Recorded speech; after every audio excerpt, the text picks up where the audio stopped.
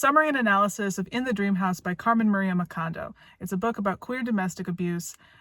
Basically, Carmen meets this blonde, petite, Ivy League educated woman who speaks fluent French, and she falls head over heels in love with her, starts spending all of her time with her, isolates herself from other relationships like friendships and like her grad program, and just belabors this relationship with this woman who begins to display controlling, domineering, and ultimately emotionally and psychologically abusive behavior.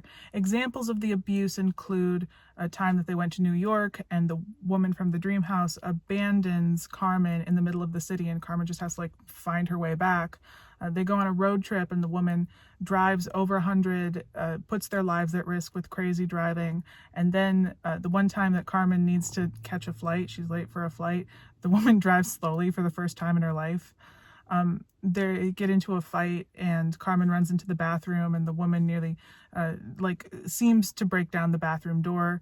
They get into a fight. The woman's really angry. Carmen's taking a shower and the woman pulls the shower curtain back and starts screaming at Carmen, and Carmen just kind of cowers in the shower and allows the screaming to happen. The woman is paranoid that Carmen is cheating on her. And that's ironic because ultimately the woman cheats on Carmen, and then they get together and break up a few times before they finally break up. So when Carmen is describing her abusive relationship or her childhood, she uses you, like second person. And when she's describing pop culture or other domestic abuse relationships, she talks a lot about Star Trek and or the origin of gaslighting and some other relationships that had been legislated in which two lesbians, one lesbian was abusing another one, and so they're suing.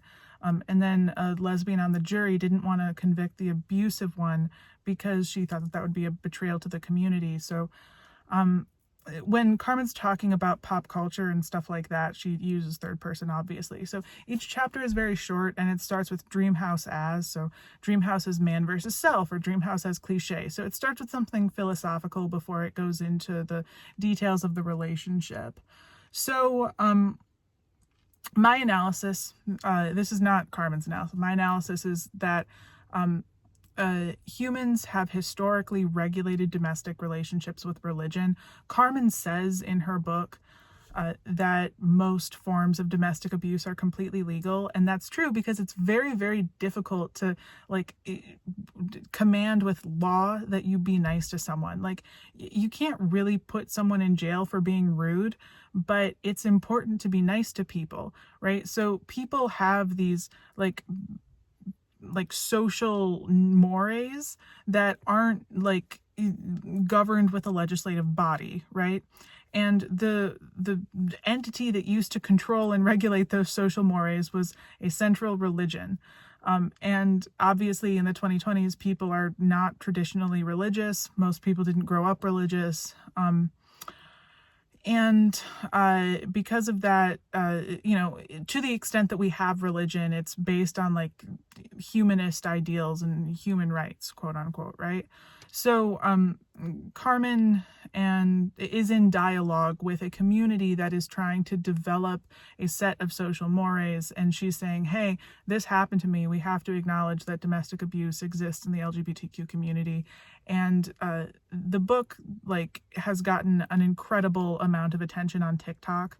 So that's why I read it, because I'm interested in the Gen Z conversation and in general interested in hearing why people have vacuous and meaningless lives right now. Because if you believe in religion, then you don't expect life to be successful. You expect to learn virtues in order to please God.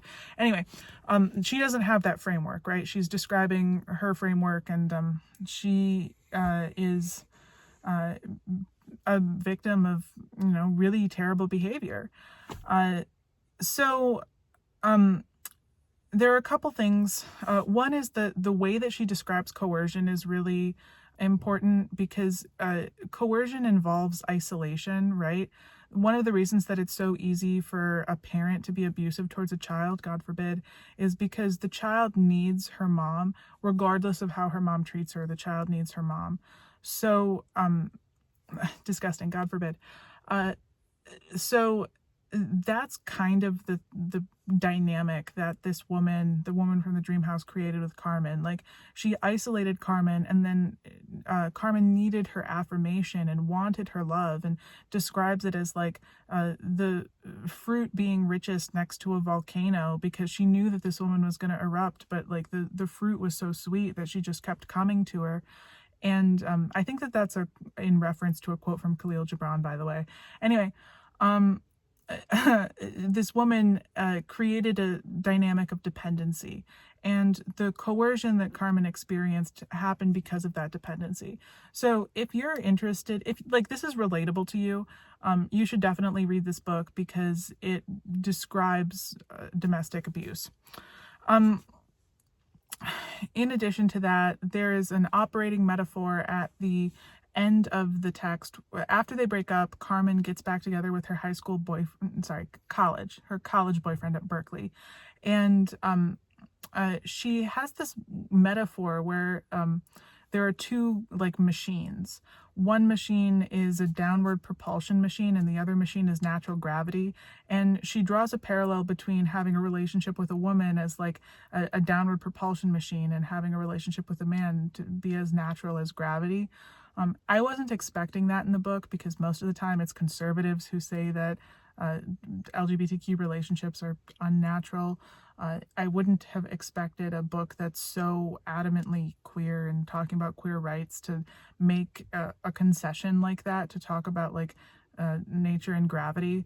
So I think that should be scrutinized a lot more, because this is a really honest portrayal of what this LGBTQ relationship was like for Carmen.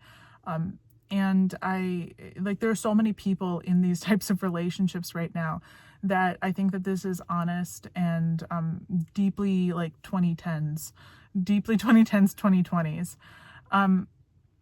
Yeah, I think that as society becomes less religious, like these types of relationships happen more. And that's not to say that people who are religious are not abusive. It's just to say that the institution of religion is the institution that used to try to govern like human interactions, right? And the idea was that God cares a lot about how you treat other people, so you better treat your spouse well, and you better treat your mom well, and you better treat your children well, or you will go to hell. And that dynamic was like, if people really believed that they were going to go to hell, then they would take care to treat other people nicely. Like, that's why it was important for people to be God-fearing. And now that people are not God-fearing, there's no real like social mechanism beyond like other people deciding to be with them or not, right? Like, now it's like, if you're an asshole, people just won't like you. But actually, people often subject themselves to assholes.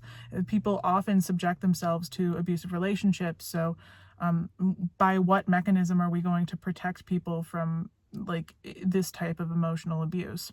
I think it's an interesting question. I think that you should buy the book. Definitely let me know what you think after you read it. Leave a comment below, and I will see you guys soon with another review. Thanks.